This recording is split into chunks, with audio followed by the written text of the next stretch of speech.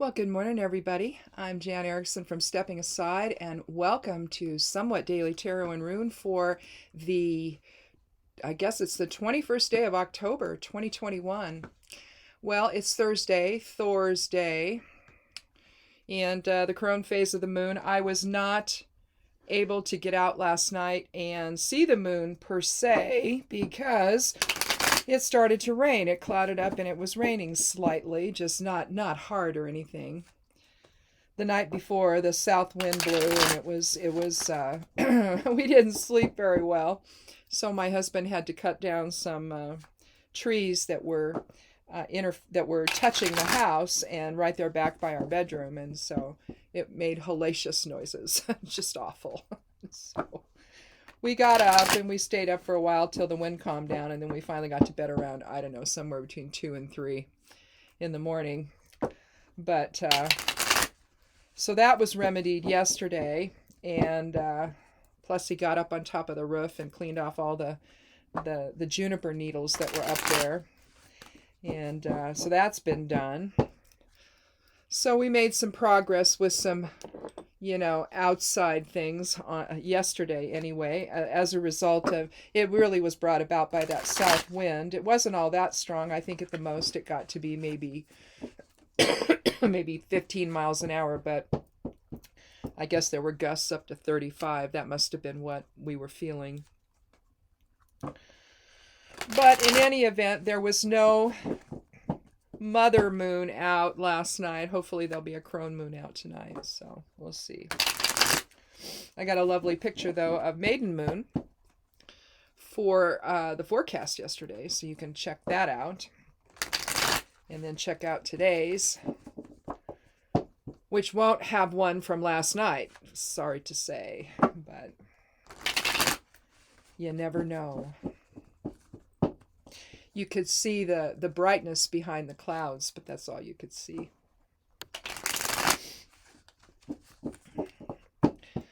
So that's just the way that happens around here. We don't get a lot of rain on the high desert, so when we get it, it's a blessing, really. So let's go ahead and take our Elder Futhark rune, and then we'll discover our geomancy rune by throwing down the 4 elemental geomancy runes.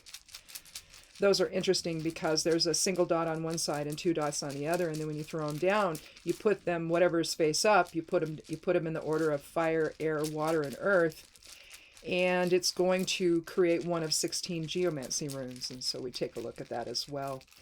More earth energy type of a divination tool. Lots of things can be considered geomancy. Pendulums are one of them. Not just geomancy runes, but lots of ways to think about geomancy divination. Today's Elder Futhark rune is Ingus. Now, Ingus is the 22nd rune of the Elder Futhark, which is interesting. It can also be written as 2 X's on top, one on top of the other, depending on the type of Futhark you're using. But in this one, I use the diamond. It's basically the seed. It's the sudden release of energy into form, basically. It's a manifestation rune. It can be used in gardening. In terms of magic, I have a garden bind rune that several of them that I have, it's the same one, but several of them, I made more than one, and I have them hanging in my garden spaces. Sometimes I find them on a bed, or because the string, the cord I have them from has finally frayed in 2 or something, but I've had to replace some of that, but basically it helps with the energy of manifestation, the energy of growth. It's Kenaz turned inward in all directions, and so if you look at it in terms of your own spiritual growth, you could be manifesting sudden higher awareness that tells you more than what simply looking and seeing whatever and surveying the situation will tell you. And so Ingus is a very powerful rune that way. I haven't shuffled enough today. I did a little before we started, though. But we'll set that aside and go ahead and take the geomancy rune. So putting them in the order of fire, air, water, and earth, we have, we have Rubius. No, we have Acquisitio. All right, Acquisitio is about acquisition or gain. It's an increase. It's acquiring something. It doesn't necessarily have to be about money necessarily, although it can be. It could be possessions. It could be anything that you acquire, anything that is a type of an increase. Sometimes you can just look at these runes in terms of increase and decrease. The opposite of acquisitio is emissio, or loss. So you're looking at if you're looking at the concept in its totality, you're talking about gain and loss. So maybe you gain something today that you manifest from a higher perspective, maybe. Maybe it's awareness that you gain today. But let's see what the cards have to say. And typically I like to have the runes, though, control in a sense, they're the significator for the reading. And so it's what the reading is going to be about. Sometimes things shift, though, when the cards come out. And maybe we more narrowly define, the two runes in question. There's a lot of different interpretations for them. Think of it in terms of the tarot card face the regular side up or reversed. You can have positive and negative interpretations for each of the runes. And so sometimes with the cards, what will happen is we can further define those as well and get an even more specific type of a reading. But for right now, let's just say we've gained something in terms of by our own hand of manifestation, by the sudden release of knowledge, maybe, the sudden release of awareness, the sudden we'll just call it the sudden release of awareness. You're gaining something from that today. So let's take a look at our first three cards. Now if you haven't been here before, welcome, by the way. And what I do is I'll do the runes first, and then I'm going to lay down three cards of influence. If there is one that represents the outcome, it would be the third card, but usually we don't look at it that way. Unless there's just no other choice. If that's what the reading is suggesting, then we will. And then I'll finish out with a card that challenges us, and then another one that benefits us. So without further ado, let's go ahead and take our first three cards. So we have one card from the court, the Page of Wands. That's the last card. Now, pages are going to be very dynamic. They're going to be they're really involved in the present moment awareness. Excuse me. The pages are about, they're studious. They're usually students, or they can be news bearers. But we'll see. We have two cards from the Suit of Wands. We begin with the Ten of Wands. We have one from the Suit of Cups. That's in the center. That's the Three of Cups. And then we end with the Page. So here we're carrying a heavy burden. But the other thing is that we're building toward the future. 10, in a way, is similar to Degas in that it's one period is ended and another is beginning. But here he's gathering up his will. He's gathering up everything he's manifested. Again, that aligns well with Ingu's. And he's heading off in another direction. You see the line of demarcation here. This is now, this is the future. But he's heading towards something. Looks like his home, maybe. And so he's building something having to do with home and hearth, perhaps. But the interesting thing about this card, you can see that he's not looking where he's going. He's basically trusting the process he's established.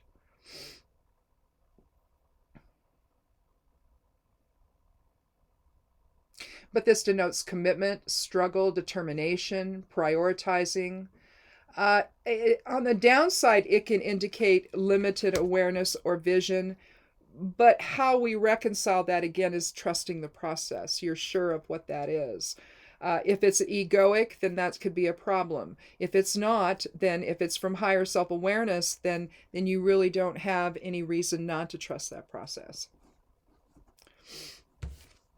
And when you do, you have the Three of Cups, which is celebration, mind, body, spirit balance. It's abundance. You see all the fruits of their labor. So once you've done the struggle, once you've trusted the process and you're manifesting what you've built along the way, now you can celebrate. Together, the numerology of these two cards together would be 4. 10 and 3 is 13, and 1 and 3 is 4, so it reduces that way. And so you're really talking about structure and foundation. That's why I think that this has to do with, house and home and hearth, basically. Or it could have to do with security, building security for yourself, for your family, through some type of new beginning that you've put the time in. That's why I look at the 10 as the Degas rune. I don't think I have that sitting out anywhere, but as I've shown you in the past, I'll just draw the Degas out. It's an X in the center with both ends terminated, and you're looking at the Roman numeral 10, which is basically an X. If you terminate the ends, you have Degas. And so it's one period ending and a new one beginning. And that's why this always reminds me on the 10s is inherent in the ending is the beginning. It's almost like the transition from one phase to another, or the passage of legacy. If you look at the 10 of Pentacles, it looks like he's passing his legacy on to the younger people in the family, to his son or daughter and their family. And then we move on to the Page of Wands, where again, we're talking about a youthful person with the page, a student or a news bearer. And realistically, that's what it looks like he's doing. But it's almost like he's presenting opportunities with the staff there, or otherwise considered to be a wand, even though it's a little bit bigger than one traditionally. But it's the same here.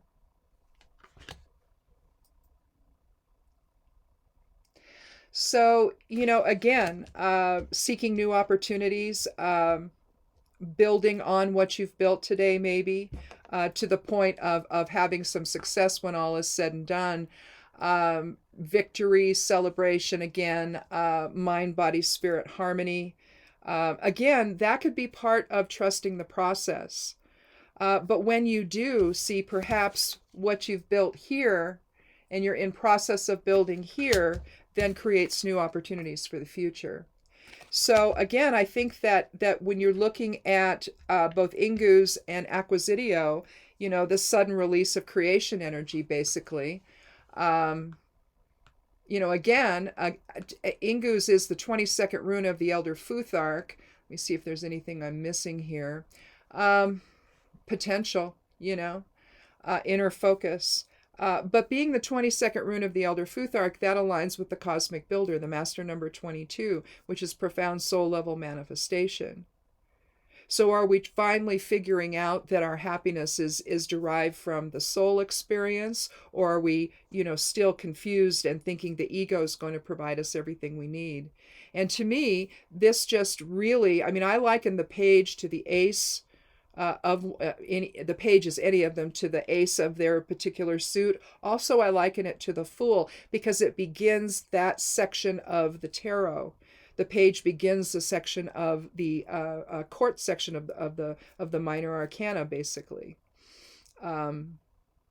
And the page is about new experiences, new beginnings, learning new things as a student, as a seeker, as someone bringing the news, bringing some new information. So there's the concept of new. With the page of Pentacles, you're going to talk about a student that is spiritual in nature and focused on making things better for the physical side of life, the material side of life, of home, of hearth, of family, of security, dependable, honest, reliable, that sort of thing. The things that ground us into some kind of shared path, to where we can then, in fact, trust the process of the 10. So today, maybe something is breaking through for you, and that could be successful, that could then lead you to new opportunities. So that's interesting that it's definitely aligning well with the initial runes. Well, come on. There we go. Sometimes shuffling is not the easiest thing to do. It just isn't. Sometimes you have to replace your cards too. You can only bend them back for so long. Eventually they have a hard time shuffling. I think the edges get too tattered or frayed or whatever. This is the second deck of the same particular Rider-Waite deck. I like this particular one. It's like a special edition. I like the patina on it a little bit better than on the regular, just the plain Rider-Waite. And then there's also one that's called the Universal Waite. It's a little shinier. It's the same deck. It's none of the pictures have been, changed or anything like in other decks. Another one I like is the Morgan Greer deck. That's really colorful. And that one is definitely, I mean, the theme is the same, but they are definitely drawn differently. But I like it. It's kind of cool. So let's take a look at the what's going to challenge us now with our initial, letting things grow and develop and trusting the process and taking advantage of opportunities that come our way. What might challenge us? I take the 13th card each time for that. Can we remain aligned in spirit? Can we remain honorable? Can we do this in a way that doesn't impact other people in a way that harms them? Here we have the 11th card of the Major Arcana. Justice. Lady Justice sits on her throne. She's got the scales in her left hand. She's got the sword of justice in her right, pointing up towards spirit. This is a very dynamic card, this card of balance and reason. I mean, it could indicate that there could be a legal issue. Are you going to make sure that all the legal issues surrounding what you're doing are taken care of? But I don't think so. I think that, are we using balanced reason in the decisions that we're making? Sometimes we get these bright ideas, which could, indicate ingus, and maybe they're not sustainable, or maybe they're not achievable. So we have to figure out a way to make that happen in a way that's positive, instead of, maybe in a criminal fashion. So, but I don't know that that's really what's going on here. I would think that it's probably more, are we going to use balanced reason in our decisions that we make in terms of the new opportunities? In other words, are we going to see them with the eye of discernment? Are we going to be able to see whether or not, it might look like a good thing to do, but is it really going to benefit us in the long run, or our family? Is it going to benefit the family? Not all new opportunities are realistic, in other words. Let's take a look at what's going to challenge us. Or rather, what's going to benefit us. I'm sorry. 1, 2, 3, 4, 5, 6, 7, 8, 10, 11, 12, 13.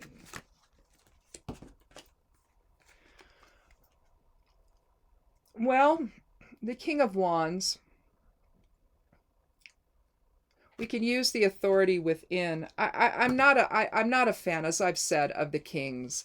But we can use the authority that we have. Again, it's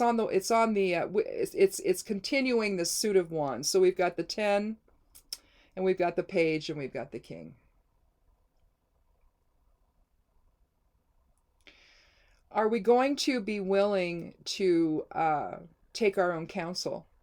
If we do, now he's looking toward the past. Okay. Are we going to take the past experience? In other words, will we benefit from our own past experience, or maybe the past experience of a wise counselor? When we're trying to figure out what's the best thing to do. The challenge, of course, with trusting the process again is, where is that coming from? Now, Ingus would suggest that it should come from higher self, higher awareness, coming from spirit. But if it's not, we could be heading down a path that's not going to really provide us with the type of opportunities that overall are sustainable, if we let ego control that whole process.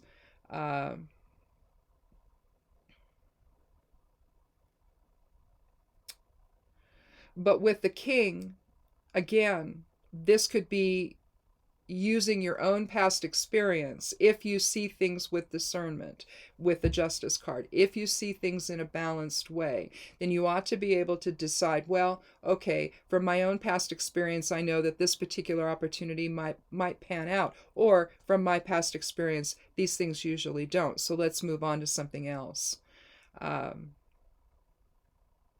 You could look at it that way. Or it could be that you're willing to benefit from from someone with more experience, someone who's in a position of having lived through it and knows, and you're willing to, with discernment, listen to the voice of reason from someone else, maybe. But at minimum, it's being willing. You benefit from hindsight. You benefit from past experience. You can look at any time they're looking to the past. If he was looking the other way, this way, it would be to the future. I'm doing things backwards, that I'm watching myself here. So, but you can see the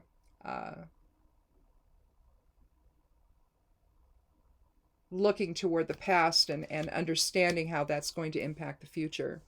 But again, you can only have that if you're able to discern, if you're able to reason things out in a balanced way. So I think that this is a really positive reading going into the weekend. I think that you could be pay attention to synchronicities, pay attention to opportunities that could arise. Trust the process. If you've put in the time and the effort, you know where you're going with that. You know that it's going to be successful, and in fact, it will be. But again, have that come from higher self-awareness instead of ego. Just because you want something doesn't mean that it's realistic to have it. Doesn't mean that it's going to give you security in the long run, or your family's security in the long run. So, but this is again a reading about the sudden release of creative energy, and that can result in some gain for you. So again, watch out for new opportunities. They could come your way over the next few days, and see where that goes for you. Again, use reason, use balanced reason to discern whether or not this makes sense, whether or not you think it's sustainable. Talk with somebody else in that process. It leaves you open when the challenge is to be able to do that. If you're able to do that successfully, it leaves you open to consider other options, to consider the past, in terms of how things went there. Was it simply that it wasn't done correctly and that's why it failed? Can you change how the process involved? Can you change that at all, and allow the sudden awareness to hit you that hey, this actually might be something worth trying? That could be it. Or it may be that when you're able to discern things in a balanced and reasoned way, that you're able to ask for assistance from a wise mentor, someone with more experience that can really give you the benefit of their own hindsight as to what could happen. They may have ideas. Well, if that didn't work this time, maybe this is how you can make it work this next time. So that's sort of the process, I think, involved here. So I guess that's it. We did it without the video screwing up and having to redo it. So that was cool. Anyway, thanks so much for watching, and we'll talk again on Monday. If you want to sign up for the newsletter, that goes out on Saturday. That has the esoteric influences for the whole week in it. Or you can just wait and see it on the blog on Sunday. But if you want it ahead of time, and I know everyone's inboxes are crammed, but if you want it ahead of time, it'll be there. And on Saturday. And let's see, I guess that's it. The forecast goes up Monday through Friday on the blog over at Stepping Aside. Various things go up over on Patreon. I do a magical week forecast of what you can do magic wise. That goes up on Saturday or Sunday, usually Sunday, I think. And I also do a little video for that over there. But I guess that's it. I did a Elder Futhark and younger Futhark comparison. I did a video for that, and the comparisons on the blog itself. So I suppose that's it. I don't think I have to tell you anything else. Nothing else coming up. Crone phase of the moon tonight. If you can get out, do so. Work a little ritual or spend some time in meditation. And I guess we'll talk again Monday for Somewhat Daily Tarot and Rune, if I can say it. I need tea. I don't know. So be good to yourself. Be good to one another, and blessed be.